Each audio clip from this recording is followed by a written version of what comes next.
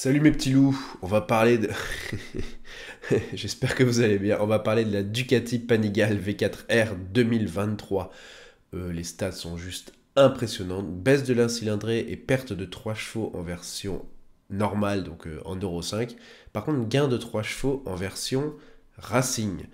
Et la moto fait 172 kg et 167 avec le kit Racing sans le plein et 188,5 et 193,5 avec le plein. C'est juste incroyable, les gars. Franchement, pour une moto qui fait... non, non, vous n'allez même pas croire. 240 chevaux, c'est juste n'importe quoi. On est quand même 237 chevaux en mode racing, 218 en Euro 5. Donc c'est juste... waouh, voilà, il n'y a rien de plus à dire. Personnellement, je la préfère quand même en mode route. Les doubles sorties, je suis pas ultra fan, mais regardez-moi ça. Elle est magnifique cette meule. Splendide, voilà. Bah, comme beaucoup de... Les dernières Ducati sont splendides en général, hein, on va pas se mentir. Pour moi, les plus belles motos de la production actuelle. Enfin, cette grosse, vu le prix, c'est quand même du lourd. 43 990 euros. Ça commence à faire très mal au portefeuille, là, on va pas se mentir. La puissance max est à 16 500 tours minute quand même, donc c'est très très haut. Là il y a quelques petites vidéos qui traînent, mais vidéo on sent la puissance, alors que bon il y a des motos ultra sportives, on voit que ça avance, mais là ça a l'air d'être n'importe quoi les gars. Alors il n'y a pas beaucoup de modifications par rapport à l'ancien modèle, mais il y en a quand même. Le rapport de la 1 et la deuxième et la sixième sont allongés. Le shifter travaille avec plus de fluidité, donc un meilleur shifter. Et un nouvel embrayage à sec plus léger de 800 grammes. Donc encore tout pour le gain de poids en vrai. Hein. Dérivé carrément de la compétition au World SBK. Donc waouh quoi. Pour l'électronique, toutes les évolutions modernes qu'ils ont mis sur la gamme Ducati.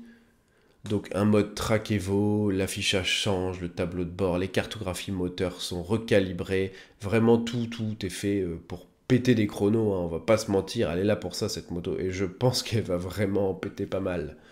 Le frein moteur, le traction control, l'anti-patinage, tout ça est revu aussi avec des nouveaux paramètres.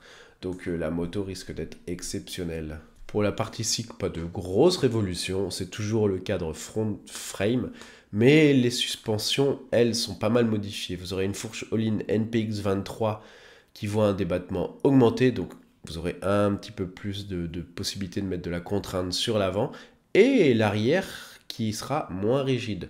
Donc la moto risque d'être encore plus agile.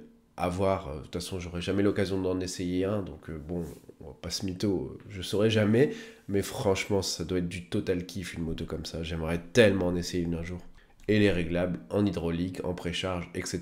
Bien entendu, c'est du Öhlins haut de gamme, hein, contrairement à... Faut savoir ce que vous avez sur vos motos, par exemple sur les Street RS, les trucs comme ça, c'est du Öhlins produit en Chine à 100-150 euros de coût de production et revendu un peu plus de 1000 balles en général. Voilà. Donc l'info, vous la prenez ou vous la prenez pas, mais c'est le cas. Et aussi un réservoir en alu brossé de 17,5 litres, 17 litres pardon, qui est de toute beauté, on va pas se mytho. Moi, le seul truc que je fais, c'est l'avant, là, ils ont mis beaucoup de blanc. Bon, je préfère quand elle est en full rouge avec quelques petites décos plus sobres.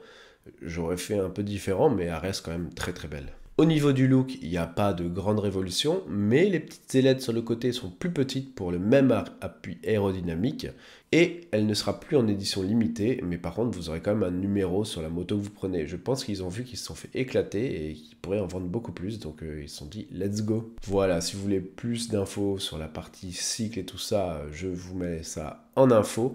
Pour le freinage, on reste sur du gros Brembo bien énervé. Pour le reste, je vais vous mettre toutes les caractéristiques dans la description. Sur ce, n'hésitez pas à vous abonner, à liker, etc. Ça fait plaisir. Merci à ceux qui le font. Moi, je vous laisse. À la prochaine pour une nouvelle vidéo. Bye bye les potes.